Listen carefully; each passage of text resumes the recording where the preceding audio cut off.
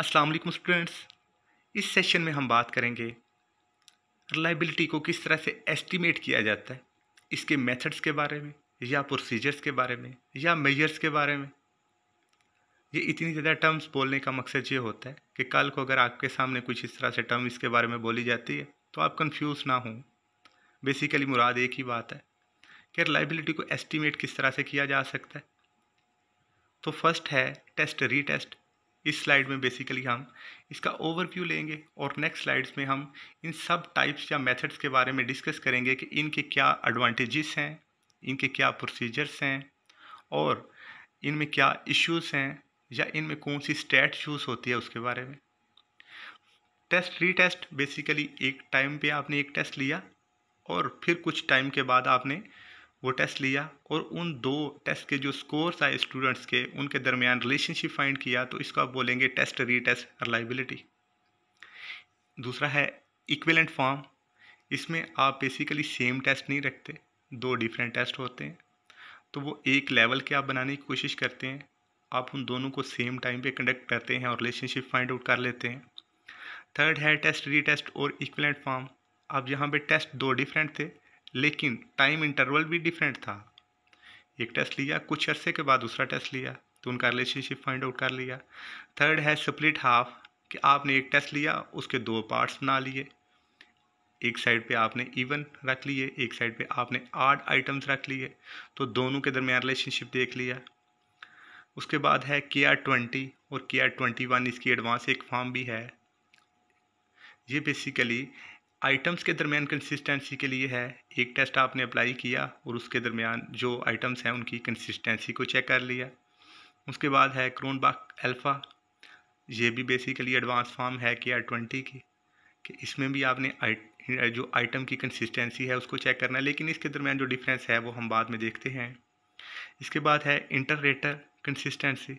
मैंने थोड़ा सा सेपरेट भी उसको करके लिखा कि इसकी जो रीडिंग है वो बेहतर हो, करेक्ट प्रोनाउंसिएशन हो, कि एक जो ऐसे टाइप है या लेबॉर्ट्री का कोई प्रोजेक्ट है तो वहाँ पे जो जजमेंट है उस पर बेहतर तरीके से रिलायबिलिटी को हम चेक कर सकेंगे। डिफरेंट अगर रेटर्स हैं वो रेटिंग करते हैं तो क्या उनके दरमियान एग्रीमेंट आ जाता है।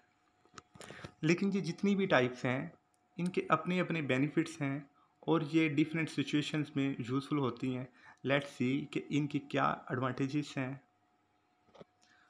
फर्स्ट है टेस्ट रीटेस्ट। इसका दूसरा नाम टेम्पोरल रिलायबिलिटी भी है, इसको मेजर ऑफ स्टेबिलिटी भी बोला जाता है। सेम टाइम पे टेस्ट कंसिडर किया, सेम ग्रुप था और जो मटेरियल है या जो कंटेंट है, जो क्वेश्चन थे वो सिमिलर नेचर के नहीं भी हों तो प्रॉब्लम नहीं है। यानी ये बड़ा यूज़फुल है कि अगर वो सेम सब्जेक्ट से क्वेश्चन ना हों, सेम चैप्टर से या सेम किसी कंटेंट से या पोर्शन से क्वेश्चन ना भी हों तो मसला नहीं है। यानी अलजेब्रा के क्वेश्चन भी दरमियान में मिक्स हो जाएं और अरिथमेटिक भी दरमियान में मिक्स हो जाएं और ज्योमेट्री के भी मिक्स हो जाएं, तो ये बड़ा सूटेबल है और इसको कतन ये इफ़ेक्ट नहीं करते इसकी रिलायबिलिटी को।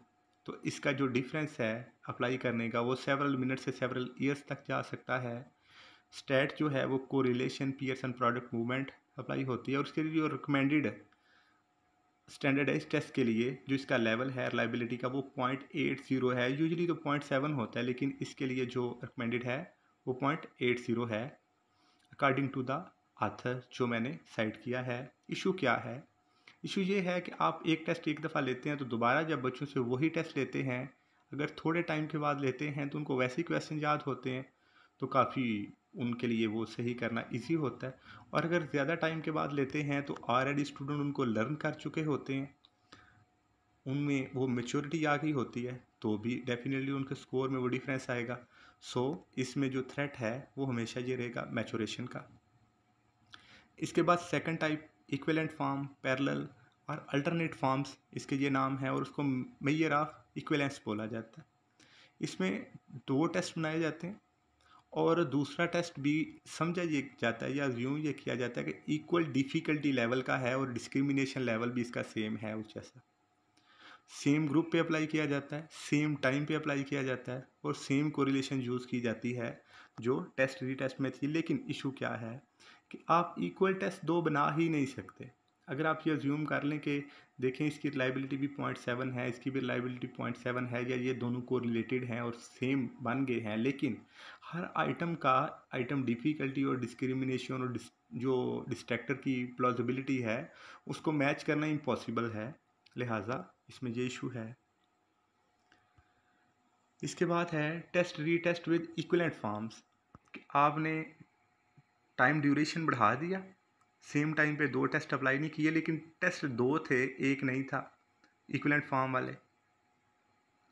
तो इससे क्या होगा कि किसी हद तक वो जो थ्रेट था कि सेम टाइम पे आप अप्लाई करते हैं तो वो जो मैचुरेशन का या उनको कुछ अंडरस्टैंडिंग होगी, वो थ्रेट तो कंट्रोल हुआ, लेकिन जो टाइम इंटरवल इंक्रीज़ हुआ है इससे क्या होगा कि दोबारा से वो जो मैचुरेशन है वो इंक्रीज़ होने के भी चांस होते हैं।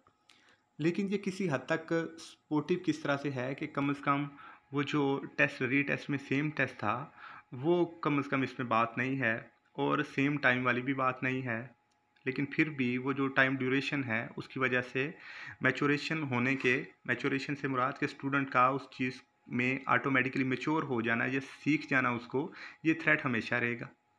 इसके बाद है स्प्लिट हाफ। ये फर्स्ट है मेजर जो इंटरनल कंसिस्टेंसी का है, जिसमें 2 दफ़ा आप टेस्ट नहीं लेंगे या 2 टेस्ट नहीं लेंगे, बल्कि एक ही टेस्ट होगा और उसके 2 पार्ट्स बना लिए जाते हैं। पार्ट्स किस तरह से बनाए जाते हैं, इसके 3 तरीके हैं। एक है रैंडमली, आप आधे आधे फ़र्ज़ करें वो 100 क्वेश्चन थे, आपने 50 रैंडमली अलहदा कर लिए और 50 अलहदा कर लिए। सेकंड है ऑड और इवन मेथड, कि आपने 1 3 5 7 अलहदा कर लिए और 2 4 6 8 अलहदा कर लिए, इस तरह से। थर्ड है जजमेंट, कि आपने अपनी जजमेंट की बेस पे किया, लेकिन जजमेंट का जो मेथड है इसको अप्लाई किया जाता है जब आपका जो क्वेश्चन है वो बहुत थोड़े हों, यानी 4 6 8 हों, तो आप वहाँ पे जजमेंट से 2 पार्ट्स बना लेते हैं एज़ कम्पेयर टू कि वहाँ पे आप रैंडम सैम्पलिंग या ऑड इवन को अप्लाई करें। और इस पे जो फार्मूला अप्लाई होता है वो है स्पीयरमैन ब्राउन फार्मूला। इसकी क्या स्टाइल है कि आप जो 2 पार्ट्स होते हैं उनके दरमियान कोरिलेशन को, यानी स्पीयरमैन कोरिलेशन जो ऊपर हमने बात की थी टेस्ट रीटेस्ट और इक्विवेलेंट फॉर्म के लिए जो टेस्ट था, उसको ही अप्लाई करते हैं, और वो जो रिजल्ट्स आते हैं उनको यहाँ पे हम फिट कर देते हैं, यानी 2 वो उसके कोरिलेशन के रिजल्ट्स डिवाइडेड बाय 1 प्लस उसके कोरिलेशन के रिजल्ट, तो वो कैलकुलेशन हो जाती है बड़ी इजीली। इसके बाद है कुडर रिचर्डसन, और फर्स्ट इसने जो इंट्रोड्यूस करवाया KR20 था फार्मूला, और ये मेजर ऑफ इंटरनल कंसिस्टेंसी है आइटम्स के दरमियान अब रिलेशनशिप है। आपको ये बताता चलूँ कि रिलायबिलिटी की जो डेफिनेशन है ये वेरी करती है with the change of method of estimating reliability, यानी जब टेस्ट रीटेस्ट की बात होगी तो हम बोलेंगे एक टाइम से दूसरे टाइम के रिजल्ट्स के दरमियान रिलायबिलिटी, और जब हम बात करेंगे कुडर रिचर्डसन की बेस पे सपोज, तो हम ये बोलेंगे कि एक आइटम से दूसरे आइटम के दरमियान क्या कंसिस्टेंसी है, तो डेफिनेशन ये वेरी करती रहती है।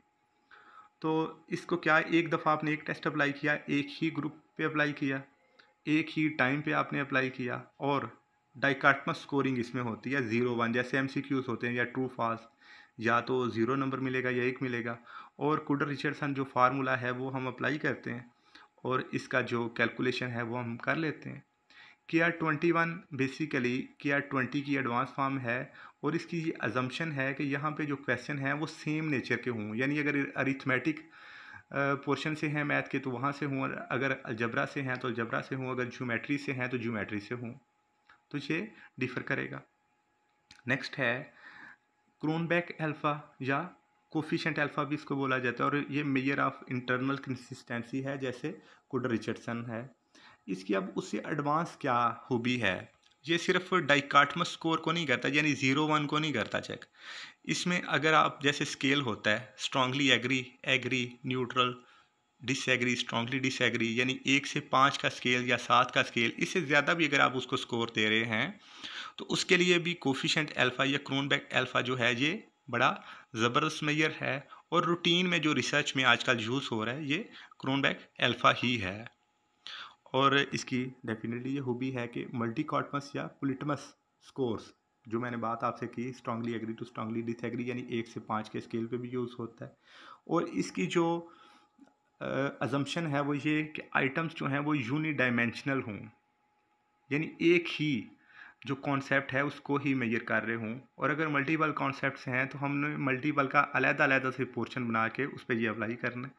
इसकी जो रिकमेंडेड वैल्यू है वो ये है 0.7 टू 0.94। 0.7 मिनिमम है, 0.94 हाईएस्ट है। कुछ लोग तो है 0.96 और 97 और 8 भी लिख देते हैं, लेकिन इसमें एक इशू आता है कि जब इतनी हाई वैल्यू हो तो इससे मुराद ये होती है कि जो आइटम है वो सेम है, वो अपनी अलहदा से कोई पहचान रखते नहीं। और अगर ऐसा हो तो डेफिनेटली फिर हमें अपना जो क्वेश्चन होता है उसको चेंज करने की ज़रूरत होती है कि हर क्वेश्चन की अपनी एक पहचान होनी चाहिए। इसके बाद ऐसे टाइप क्वेश्चंस की किस तरह से रिलायबिलिटी एस्टिमेट की जाती है, उसमें इंटर रेटर कंसिस्टेंसी है कि दो या ज़्यादा रेटर्स जो हैं वो उनको ऑब्ज़र्व करते हैं और उन पे अपनी जो जजमेंट है वो देते हैं। यानी 50 फ़र्ज़ करें स्टूडेंट्स के ऐसे थे तो टीचर्स जो हैं वो 2 थे, उन्होंने उस पर अपनी रेटिंग दे दी। उसके दरमियान जो हम एग्रीमेंट को चेक करेंगे इसको हम बोलेंगे इंटर रेटर, और एक है इंट्रा रेटर कि एक ही जो रेटर है या टीचर है वो लैब में स्टूडेंट्स को ऑब्ज़र्व कर रहा है, किसी एक स्टूडेंट को एक दफ़ा भी देखा, फिर देखा और फिर देखा, तो बार बार वो अगर 50 स्टूडेंट थे तो उनकी रेटिंग के दरमियान वो जो रेटिंग्स हुई हैं उनके दरमियान जो एग्रीमेंट है इसको हम बोलेंगे इंट्रा रेटर कंसिस्टेंसी। तो इसके लिए जो फार्मूला यूज़ होता है वो है कॉन्स्कैपा दोनों के लिए। तो यही था बेसिकली रिलायबिलिटी के हवाले से। अगर आपको कोई क्वेश्चन हो तो आप नीचे कमेंट बॉक्स में अपने क्वेश्चंस को छोड़ सकते हैं। इसके अलावा मेरा ईमेल एड्रेस भी आपको डिस्क्रिप्शन में मिल जाएगा, आप मुझसे रब्ता कर सकते हैं। कहीं पे कोई सपोर्ट की ज़रूरत हो आप मुझसे रब्ता कर सकते हैं। अगर आपको ये वीडियो अच्छी लगी है तो आप मेरे चैनल को सब्सक्राइब करें। शुक्रिया।